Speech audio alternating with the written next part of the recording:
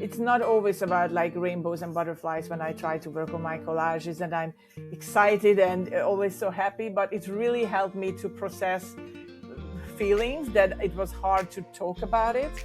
But when I start to work on a canvas, as I said, it's a meditative state for me, and I'm in my flow when I work on these canvases. Welcome to Magic in the Moment, Mindfulness in Real Time. My name is Clayton Platt, and I'll be your host for this podcast journey.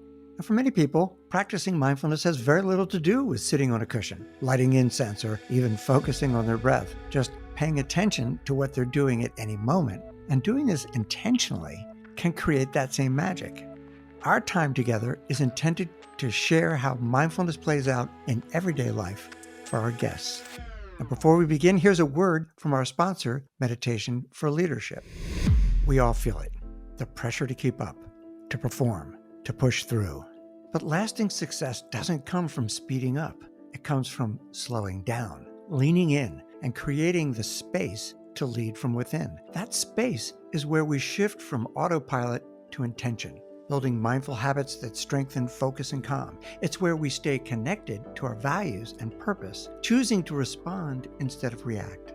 It's where we unlock our potential to positively shape our own lives and empower others to grow and thrive. That's the work of Meditation for Leadership. If you're ready to create the space for sustainable success, visit meditationforleadership.org.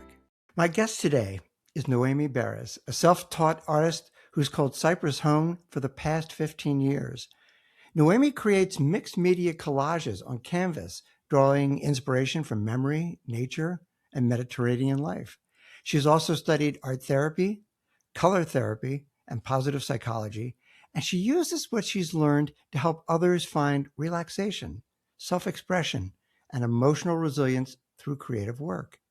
Beyond the studio, Noemi is co-owner of Podcast Connections, a background in online marketing dating back to 2007, and fittingly, for a linguist with a master's in Danish literature and language, someone who thinks deeply about how we find the right words and the right images for what's inside us.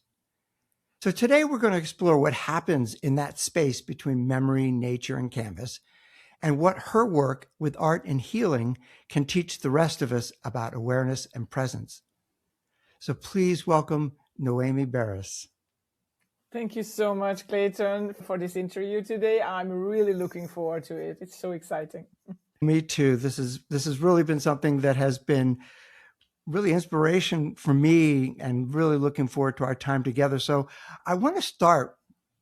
You were born in Hungary, and as I mentioned in the intro, you moved to Cyprus 15 years ago. What drew you to Cyprus, and what has kept you there for the past 15 years?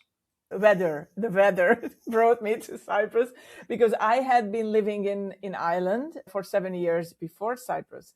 And although I loved the rolling green hills of Ireland, it was cold and rainy. So I always wanted to experience the Mediterranean lifestyle, beautiful summer days and no winter time. And yeah, that's what I got here in Cyprus. And plus, I somehow, during my teenage years and early 20s, I was really attracted to Greece and the Greek culture. And I've been traveling to Greece so many times and just discovering different places. And although Cyprus is not Greece, but it's very close. And I love the culture. I love the traditions. I love the way Cypriot people look after their elders. And I think that's really important. This really tells you about a society and a country, how they treat kids and how they treat elderly generation. And they do that really well here, which I love. They have a very close connection with their grandpas, grandmas. They are amazing doing that. And fresh fruits, vegetables all year round, sunshine, 40 days a year. So yeah, it's a beautiful place to live for sure. I'm not sure I'm going to stay here forever, because I would love to discover other places as well. But in the past 15 years, as you said, Clayton, I called it my home. That all makes sense to me. There are a lot of great reasons to be there. And You mentioned the culture there in Cyprus, and it's close to Greece. And we're not going to be talking about the Odyssey today, but I was thinking about some of the wonderful traditions in the Mediterranean that we lack in the United States, and sometime maybe we'll get our act together. But that's not where we're headed today in this podcast. But thank you for that background. And it does make a lot of sense that you can flourish doing what you're doing in an environment that supports you and invigorates you. So that makes an awful lot of sense to me. And so using that as sort of that tie-in, it would seem to me then that the Mediterranean is perfect for you, in at least at the moment, for providing you kind of the light and the space and the landscape. And how might that show up in the work that you're doing? And again, we're focusing today on the work you do around art. I know professionally you do a lot to help people in the podcast industry. And maybe on the second episode, we'll go there. But right now, I just want to focus on how this shows up for you in your art. I think I became so much more creative after we moved to Cyprus. And I remember the day when I started creating mixed media collages, and I was expecting, with my son, and that was back in 2012. And I remember the day and the time when I just sat down and I just realized, like, oh, I need to make those collages. Like, I had a calling that I want to express all these colors and all these memories from my childhood and from my ancestors. And that was the time when I started making these collages. But I remember that too, that like when we moved from Ireland to Cyprus, it's so hard to explain, but you got to push, or you got to kick out of, I don't know, the weather, the sunshine, the energy. I mean, this is Aphrodite's island. This is the island of love. Like when you move here, it has a whole different energy, and it's really kind of invigorates you and helps you to, become an artist. There are so many artists living in Cyprus. I think it just really attracts people with the same like-minded type of energy. And you can create, because it's not a depressive climate or an atmosphere here. And there's so multicultural. There are so many different nationalities can live together in peace and harmony. Those ones that are fighting right now. And on the two sides of those places, everybody is here, and then we are living in peace. So it's kind of a little world that we created here with a very interesting energy that helps to create. And when you're an artist, and I think also the slower pace of life, which really helps you to slow down, think, and have more time to create. When I see friends and business partners on LinkedIn and on social media from the US during my daytime, and it's like 3 a.m., 2 a.m. over there in the US, and they're still working. It's like, come on, people, go to bed, sleep, dream, and then wake up refreshed. And there's so much energy, like tired energy coming from other parts of the world. And I think we learn to relax here more than any other places I live so far, because the Western part of the world, we always rush. We always like chase things after things. But here you slow down. This is the pace of life. And even friends coming over or family members coming over, and they feel it and they don't want to leave. So maybe that's why it's so inspiring to live in a place for me as an artist as well. Yeah, that makes so much sense. And you were describing the pace and the focus on where you are in the Mediterranean, giving yourself the opportunity to reset, to recharge, and how in the Western culture, especially in the States, it's go, go, go, go, go. Yeah. And in that pace really lacks the ability to allow the mind and the brain to relax enough to be creative. Because one of the things that I've really learned, especially recently in doing some study around the neuroscience of where creativity comes from and what promotes it, creativity is not promoted by stress and urgency, right? It allows the the creative mind is one that flourishes as it's relaxed and you're in that zone. So I totally get that. And I would love to know, I'm not an artist myself. I do a little music, but not the kind of art that you do. So I'm coming from a place of more than relative ignorance. I would love it. What would you say happens when you start a collage? What is the inspiration for you, and how does that begin? We always start with a blank canvas, and it's endless opportunities there. And I love that moment when it's like, okay, this is it. But I already have the ideas in my mind, like what I'm going to put on that collage. And it's somehow, we can call it somehow download or ideas that coming. And from my ancestors too, I always try to, not try to, but it always come to me as like memories and an homage to my ancestors from Hungary. So when I get home, I collect these postcards. You can see it if you watch it. You can see it behind me, my mixed media collages, all these old vintage photos, vintage postcards, old buttons, old textiles. So I use everything I can get my hands on. And even relatives are my cousins are collecting me things. So I can use them on these canvases. And it's an amazing feeling because whenever I work on my collages, I get into this meditative state. It's for me, it's a form of meditation when I work on my collages. And it also helped me to cope with grief, with trauma, with anxiety. And it's not always about like rainbows and butterflies when I try to work on my collages and I'm excited and always so happy, but it really helped me to process feelings that it was hard to talk about it. But when I start to work on a canvas, as I said, it's a meditative state for me, and I'm in my flow when I work on these canvases. And I think reaching that flow stage that I read about in books, it's just amazing. It's like a dream, and time just as it says, like no pun intended, but it flows by and you don't even notice. And you can spend hours and hours working on a new collage, and your serotonin level drops. You feel so much more relaxed and happier. And it's a beautiful state of mind when you enter that.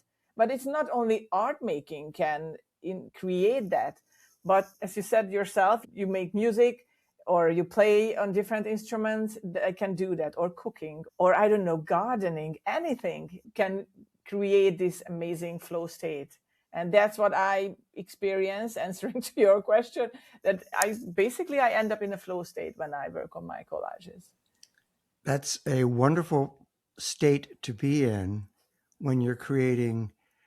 And I would say it's interesting because I always think of the flow state in terms of performing. Yeah. Okay. So creating art, performing music, or athletics, right? I don't want to discount, for those who may be listening, the joy and actually importance of hitting that flow state when you're doing a work project. It can happen. It doesn't necessarily have to be around something athletic, artistic, musical, whatever. It can happen in the process of doing your job. But to get into that state, as you had described it, has to be one where that's where your focus is. And you've allowed all your attention and focus to be there. And you're no longer relying on your prefrontal cortex, your executive brain, to do all that planning and analyzing. It's just happening based on what you've practiced or what you have done over time that becomes more automatic. And that's a really beautiful thing. And as you said, time can pass so quickly and almost and effortless. And I've talked in the past about effortless effort. It doesn't feel like you're working. It doesn't feel like you're creating, but you are. And that's so beautiful. So I'm happy for you that you find yourself in that state so often. And it certainly makes a lot of sense to me. That would be a place where you'd want to go. So you have mentioned that you draw from your memories and your family, et cetera, and from nature. I'm really interested to know, how do you decide what stays and what goes when you're on that canvas? How does that play into your decision making of what is appropriate for your project? I love that question. And I don't think anybody asked that before. It's really interesting because you have so many projects in your head and so many artworks in your head. So sometimes it's kind of an overflow. So I have a little like journal or like just a notebook. So I just make notes of my collages that in my head. So next one. So I always have the next project basically in my head. And how it comes to me, it's what stays, what goes. It's really hard to tell because, for example, one of the collages behind me, it's based on a postcard that I bought in a museum shop last year in Latvia, Riga, when we visited a beautiful museum there. And I fell in love with one of the paintings. And I told myself, oh, this is going to be a great collage page. And of course, got back from the trip. What was the first thing I did? Let's do this collage because it inspired me. And sometimes just a piece of textile, or sometimes just an old vintage yellowish brownish photograph. And I need just some kind of visual starting point. And this is how I create like social media posts in my life, maybe about art or about anything else. Like I'm a very visual person. So it always starts with a photo for me. I love taking photographs. I love taking nature photos. And so for me, something visual that inspires me to build around it. So that's always the focus point of all of my collages. There's something people remember because it's visual. It's a postcard, it's a photograph, and that's how it starts. So I'm thinking back to something you mentioned earlier as well, talking about the healing process that can occur in the midst of creating your art. And I wonder if you could just walk me through a little bit of how that shows up. Any examples that feel comfortable or appropriate to share? Because to me, there's that beautiful interplay, if you will, between being in that moment and doing what you're being called and inspired to do, and how that helps your overall life journey. I'm really interested in that. Yes. And thank you for that question, Clayton. For me, it was 2019 when everything turned upside down. Or it wasn't even 2019, but 2017 when my dad was diagnosed with cancer, with stomach cancer. And he was only in the early 60s. And it was, thankfully, he stayed with us for 2 more years and he passed away in 2019. But as an only child and the center of his universe, it was really hard for me to lose the most important man in my life. And so I had to go through the grief process, but it wasn't easy. And I didn't seek for help, which maybe was a bad decision back then, but I didn't know better. And what I did, I just went back to my roots. I went back to my artist roots and started to work on collages that brought me peace and a meditative state. And I felt so much better just dealing with my grief while creating these collages. And I remember the times when he was in transition and it was really hard for the whole family. And I kept taking nature photos of flowers and I kept creating cut and paste collages, like paper and paper collages and digital collages while sitting with him in his bedroom. And that was really strange because like, how on earth would you do that? Like, why on earth? You must be like crying but for me, it was processing his transition in creating art while being with him. And of course, those collages look so different than these ones behind me, and they were so much darker. But expressing those hard, suppressed feelings through these collages really helped me to cope. So I didn't have to swipe everything under the carpet, but put all my anger, all my sadness, all my anxiety and trauma into these collages. They usually were black and white. I couldn't use colors back then, but it really helped me to process. And it was so much better than anything else at that time.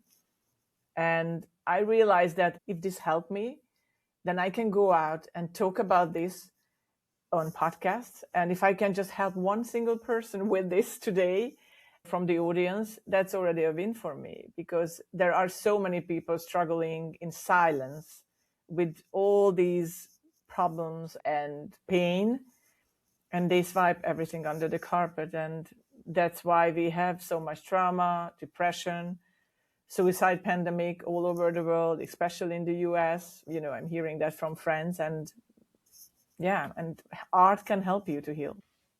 So I'm blown away because I was just visualizing that process that you were talking about, and watch in my mind visualizing you doing this at your father's bedside, right? But in that processing your grief, and you mentioned anger, and in therapy, I'm not a therapist. I've been in therapy, but I certainly have tried to incorporate understanding more and more that process in the work that I do around mindfulness.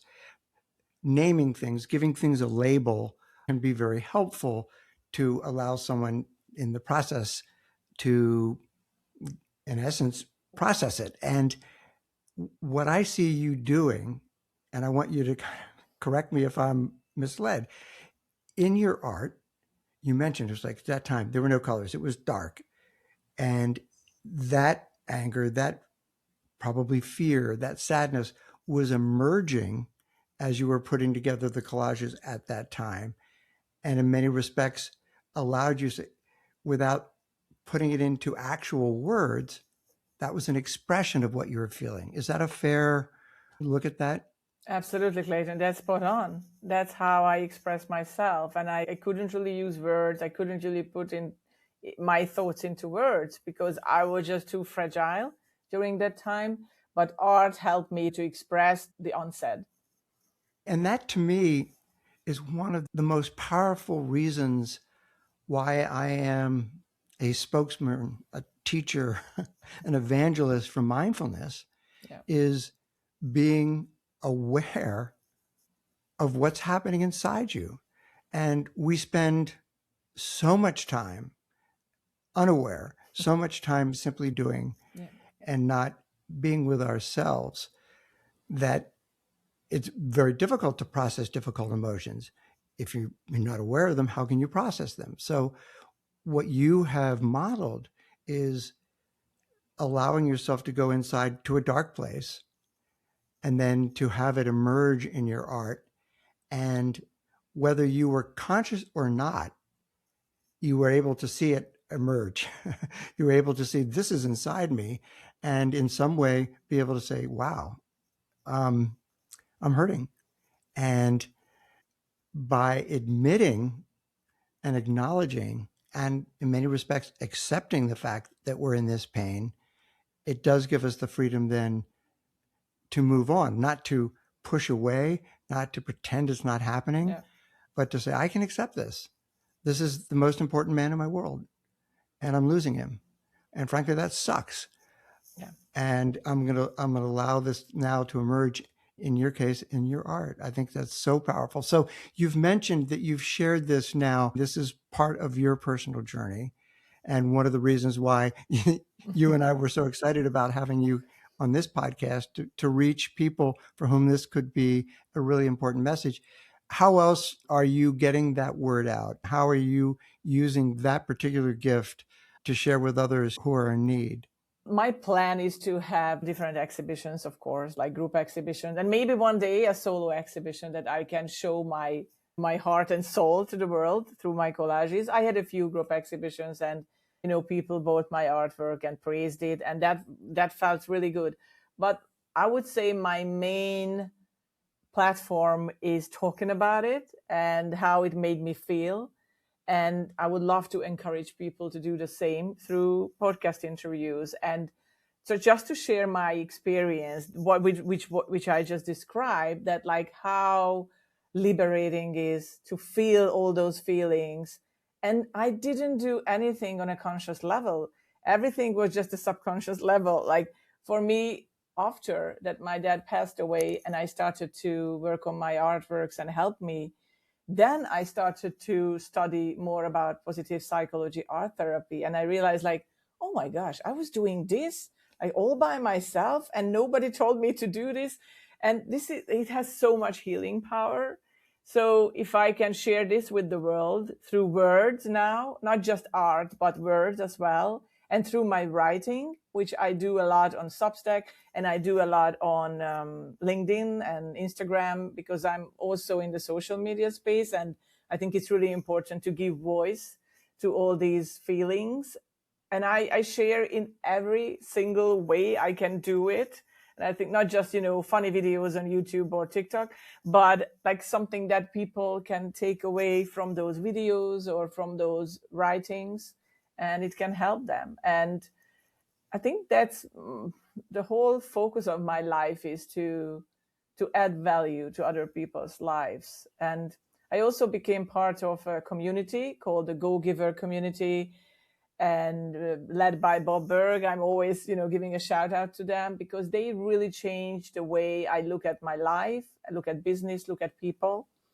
And being a go-giver just gives you so much love and appreciation from the world, because that's what you do with them too. You add value to other people's life to help them, you serve them, and everything comes back tenfold, always. And it's beautiful, because what you put out there in the world just comes back to you. It does have that tendency to do that, which is a beautiful thing. And it doesn't always happen in the way you expect it, right? True. They always say what goes around comes around, and Yeah.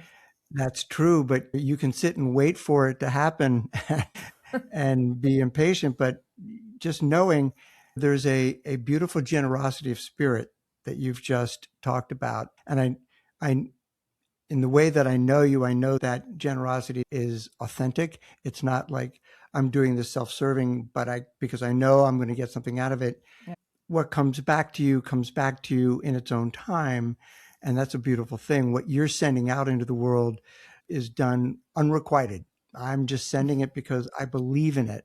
It's touched you personally so much. And you feel, from what I can hear, and I believe this, you feel so strongly that this is something that should be available for other people to embrace, to help them. And I just really love that and salute you for that. I was thinking about this. My teaching, in many respects, if I narrow down one formula, if you will, to my teaching that I've used as a mantra, it's awareness plus choice equals results. Right? So I want to help people in whatever way I can become more mindful, be able to have their focus inward, their attention inward, knowing that if they choose their awareness and then make choices based on what they see through that awareness, that ends up then producing the results either that they want, or if they haven't been so careful about their choices, results that perhaps they were unintended. For you, how do you see, for example, if it does, that formula of awareness plus choice equal results, how might that show up in therapeutic use of art? I think it's also about the choice of colors and all the energy that these artworks give to you when you create them. And I think that's really important. And the state of mind you are in when you create them, because energy travels and it's everywhere. And it travels through my artwork. Obviously, when you look at them now, what I hear from people, it gives me so much positivity. It's really you. And I can feel your energy through your artwork. So I think that's a really important part, that like energetically, your body and soul and thoughts and heart, everything in that piece of art. And you are that artwork. And it's just amazing feeling. And it can be my legacy. It can be my legacy to to the next generation. It's like, oh, that was my grandma who created that. And it's like, why did she make that? Or like, who are those people? And it's just a good feeling to know that I left something behind to my son or to future generations. And my energy and my spirit lives on, no matter what happens with me and my body and how I change.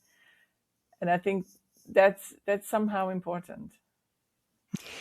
I was thinking about this because what we've been talking about in your world of this mixed media collages and all the artwork that you're doing is creative. clearly. And there are folks who may be listening or watching who don't consider themselves creative. What would you say to someone who wants this kind of presence that has shown up for you and that you model, but this person feels shut out of the artist label? First of all, we are all creative.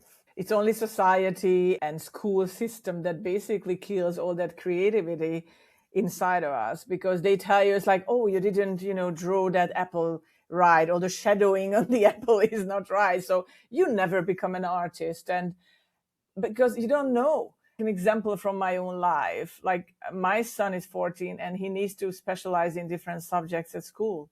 And in a funny way, he went to his art teacher, who, by the way, loves him, but she knows that she's not the best, in drawing or painting, but he has very original ideas when it comes to art. And she said, like, no, don't specialize in it. Don't do your final exams in art because you're not that type. And you don't know that. Like, you don't know what happens in a few years. And he's really creative. He can do anything. Like, I mean, the art it's such a broad term, and you can basically, he creates, for example, music. He writes music, he writes rap and things like that. So, that's a form of art. It's a form of poetry. So we are, just going back to your question, we are all creative. And like, for example, when he was very young, age 3, 4, he made collages. You know what you need? Like a pair of scissors, a newspaper or a magazine, if we still have them around, not many, but if you still have them around, and a piece of paper. You cut it up, you use glue, and you put it on a piece of paper, and that's a collage. And if my 3, 4-year-old could do that, you can totally do that when you're an adult. Or you can finger paint, you can do like so many easy things. And that's also art. And the other thing is that you don't have to show it to the world. You don't have to make an exhibition out of it. You just keep it in your drawer. Sometimes you look at it and you put it back, and that's absolutely fine. But we are all artists, and that's it. Like, we can create in so many different ways, so many different things. And we just need a space and time to do that. And while we have time doom scrolling on social media for an hour or 2 or 3 before going to bed, why don't we have time to sit down and use a coloring book and coloring for adults? And we can do that before going to bed, and it relaxes your body and mind. And it's a proven method to lower your blood pressure, to lower your heart rate, for example, before going to bed. And you sleep better, you dream better, you do everything better, instead of being on social media or watching Netflix endlessly, which I love too. Like, I'm not judging here anyone, because there's a space and time for that. But sometimes you just have to make your choices and schedule 1 hour of coloring in a coloring book, because yes, we can do that. We are adults, but it gives so much. It's like a form of meditation, using colors, forms. As kids, we knew that, but somehow along the way, we forgot about it. Yeah, that's so true. And so much has just occurred to me as you were talking. And I want to share that I was listening, and I was listening to all your words, and I had this flow of thoughts coming in. I go, dude, practice what you preach. Be with Noemi, with what she's saying, so you don't miss anything important. And I'm so glad I did, because one of the things that really, I think we miss the opportunity by this label of, are you creative or not? As you were mentioning, the sense that, are you as good as this person? Are we doing this from a comparative standpoint? Is this art that's going to be sold, or you're going to get a prize for it? The art that we've talked about, or drawing, how about writing and journaling and, maybe creating music? I know the people in their 60s and 70s that I'm very friendly with go, now that I'm retired, I want to take up an instrument, but I don't think, just do it. Just do it, because you don't have to perform for anybody. Mm-hmm. And frankly, some of the best music that I create, or the most satisfying, I should say, because best implies some sort of qualitative, measurement. Some of the most satisfying music that I've created is right here in my office with my headphones on, nobody else listening. And what I want to come back to and reinforce is what you talked about in terms of how we choose our time. So, for example, it is very common for many people, and shamedly, I will say, for me as well, to do scrolling. And say, stop, make a choice. Would this be time where I could be more creative? I could hop over to the piano, or I could do some writing or something. I'm a huge fan of streaming and watching Netflix, and that's something that my wife and I do almost every night. And one of the things we've talked about, Noemi, is at least once a week, make that a reading night or something else. Yeah. Right? And make that choice that says, okay, so today at this time, I'm going to let the wonderful folks who've entertained me, I'm going to give them a break. And I'm going to put the spotlight on my opportunity to release what's inside me. Yeah. And that maybe completes that circle with awareness of, what am I feeling? Because when I write or when I create, whether it's artistic or musical, that's an expression of what I'm feeling. Yeah. And we need that time, don't we? Absolutely. And so many people think that, oh, I need an hour to do something creative and to paint and draw and to read or journal. No, just take small baby steps. Like if you do something, at least for 5 minutes, like start with 5-10 minutes. Like that's what I've been doing while I started to walk, for example. I'm an avid walker and I love hiking too. And I was really in a bad shape, and after, while grieving, and I didn't have energy or nothing.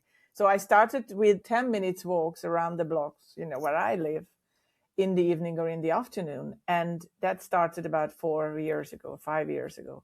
And now I'm walking like for an hour, and I'm helping people and giving advice, what to do while walking, or being mindful when walking and doing things. And it just starts with baby steps. You don't have to think about like, okay, I'm, walking like, I don't know, 10 miles today. It's like, no, take baby steps and maybe just read 1 or 2 pages or journal 1 or 2 pages. And it's not about being judgmental. Like everybody loves Netflix. I love it too.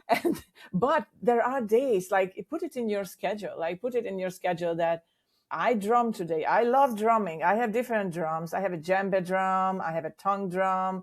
I have a handpan, hang. And every morning I try to squeeze out 10 minutes out of my time to drum. And I'm not a professional musician. I don't have really plans to perform on stages. Maybe one day, who knows, where, life brings me, but it just brings me joy. Like do things that brings you joy. And I truly believe in it. Like if you have a goal, you set a goal every evening, like, okay, what one thing will bring me joy today, apart from work and my family and so on, and just to be selfish and just love yourself enough to pick a joy, like the joyful moment that I want to do, for example, every evening before I go to bed. And it can be maybe a piece of chocolate, who knows, you can do that. Or maybe watching Netflix for 10 minutes, or I don't know, read a few pages from your favorite book or anything, just something that brings you joy, something to look forward to. And especially if you are in a depressive state, or there are so many things going wrong in your life, there's always a hope of light, like a sparkle of joy that you can find. Maybe petting your cat or dog or something that brings you joy and connects with yourself. Yeah, that the importance of not making the time commitment so large that it becomes oppressive or scary, and starting small, just like for people who want to get back to the gym, they worry, it's like, I can't spend an hour at the gym. Spend 5 minutes. Well, I mean, that seems odd, right? Whether going to the gym and spending 5 minutes, but you get over yourself. Yeah. And you go, oh, I'm here. Okay. Ba-bum. Oh, that didn't kill me. I can spend 7 minutes, right? So starting small and seeing the results of what that short time period commitment does for you. And I loved what you're talking about in terms of, for example, when you're walking and being mindful. This is something, not every time when I walk my dog am I mindful with him and letting him sniff and taking my time, but I try to make those choices. Sometimes, yes, I'm going to be listening to a podcast and probably a podcast with someone that you've helped. But there are other times when I just wait. I right now want to be with him. And by the way, there's this image around, for example, meditation, that mind wandering is bad. If you're sitting and you are bringing your attention back to your breath or your body, the mind wandering will happen, and we don't want to label it good or bad, but we notice it's happening, and we can then choose, I want to come back and concentrate. Great. Yeah. On the other hand, some of our greatest inspirations and greatest aha moments occur when we let our mind wander, right? So when you're in the zone and you're creating, your mind probably isn't wandering, it is focused. Yeah. But you may get inspiration for some of your collages or artwork, or you may find yourself, I do this, by the way, I'm drumming all the time. So I'm with you there. Oh my gosh. In fact, my wife will say, at every stop sign, you do not have to drum on, just pop, pop, pop, pop, pop, pop, pop. So, what I'm reminded though, is I need to give myself time. I have a drum set, go down and do it. Right. Yeah. And even if it's 5 minutes, it's a release. So a couple things then. Don't let the commitment to a time period be scary or prohibit you from moving ahead. Just give yourself that freedom. And then also know that what you're creating or doing doesn't have to be for prime time. You don't have to sell it, right? True. And then also don't be afraid to have those moments where you let your mind wander. That can be a very beautiful thing. And just be aware that this is when I want my mind to wander. Is that fair? Yeah, exactly. And I know, because I've been practicing meditation, and I know you're an expert in that. You have plenty of years and experience, and our monkey brain is all around. But as you said, always the best ideas, sometimes they appear during that period of time. And it can be so liberating again to experience all those things. But just give yourself the grace and be patient with yourself, because we are so impatient and we are rushing around, and we have like 60, 70, 80,000 thoughts per day. It's a lot. We have to give our brain a break from time to time. And like meditation helps, but not for everyone.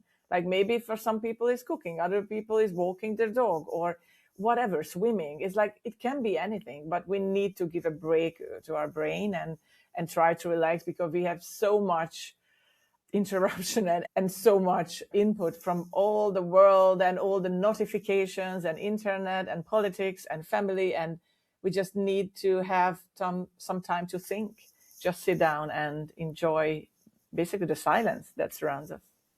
Ah, that is very beautifully put. If awareness, coming back to this formula that I like to use so much, if awareness is noticing and choice is what you do next, what's one small choice that you'd invite a listener today to make? For example, the way you choose the next piece to place on a canvas. What's one small choice that you'd invite a listener to make? Slowing down and listening to yourself, listening to your surroundings. And for me, and I think for other people, to spend more time in nature. Because according to a survey that was done recently, like kids in the US right now, they spend about 2-3 minutes in nature, during an average school day. And it affects your whole body. And as we grow older and working remotely, like I've been doing that since 2007, many, many years, I realized that like I need connection with nature. And it's not like I, hugging trees all day long. So which is lovely too, or running around and in the field. And, but just being outside, walking, being in nature, and just breathing in the fresh air. And it can be in the morning, in midday, afternoon, evening, doesn't matter. as long as you spend like 5-10 minutes at least or more, like increasing that amount in nature, because that's the best place to connect with ourselves, like being out in nature. And it doesn't matter it's in a forest or on on a beach, just fresh air. You can do that in your own yard and just walk around in the grass in barefoot or whatever, but just connected, because we got so far. The artificial intelligence, internet, everything is run by electricity and internet and Wi-Fi. We just need to unplug. And I know it's kind of a cliche because we talk about it, but we don't do it much about it. And I think it's the next step for everyone. Just switch off everything, go outside, don't take your phone with you, just be outside in nature and look at the full moon today and tonight. So. Yeah. So again, don't be afraid to make a commitment, even a small commitment, to unplug, to go deviceless for a certain period. And we'd be surprised at how, when I go on silent retreat, it's 7 days, but it doesn't have to be 7 days. It could be 7 minutes where I'm just going to know I'm not going to scroll for 7 minutes. Yeah. Ooh, what are the, so before we close, I want to make sure that people know where to find the different things that you're involved in. We're going to put this in the show notes, but again, you did some earlier shout outs, but let's bring this back. Who are the people that you're involved in that you want people to be aware of, and your own work, both again, artistically and professionally? What do people need to know most about finding and following Noemi? First of all, I have a service called the Silent Thinking Session, where it's not free, it's a non-judgmental place where people can basically schedule a time with me, and I'm holding space for them, I'm being present with them, and they can think in silence. They can share their thoughts with me after the session, and it's a 30-minute session that we do together. It's called Silent Thinking Session, and they can have more information about it on my personal website, which is noemiberes.com. That's my name. And you can find more information about that. And you can always find me on LinkedIn. That's kind of my professional space. But I share a lot about my life too. Thankfully, LinkedIn is changing, so we are allowed to do that.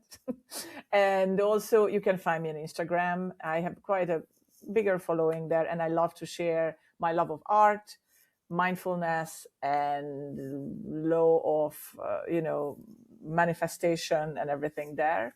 Everything that basically interests me in my life, I share with other people, because sharing is caring.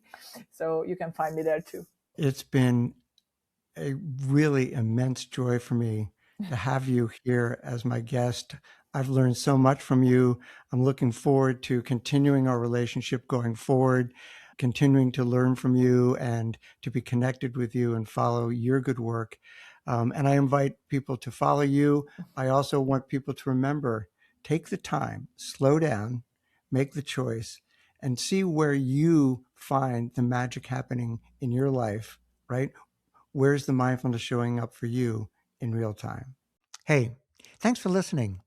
I want to give a big shout out to John Gehring of Story Trust Media for his expert editing and wonderful production guidance. I also am deeply grateful for the ongoing support I receive from Meditation for Leadership and their sponsorship. So that's all for now. Until next time, this is Clayton Platt saying, watch for those moments of magic when mindfulness shows up in real time in your life.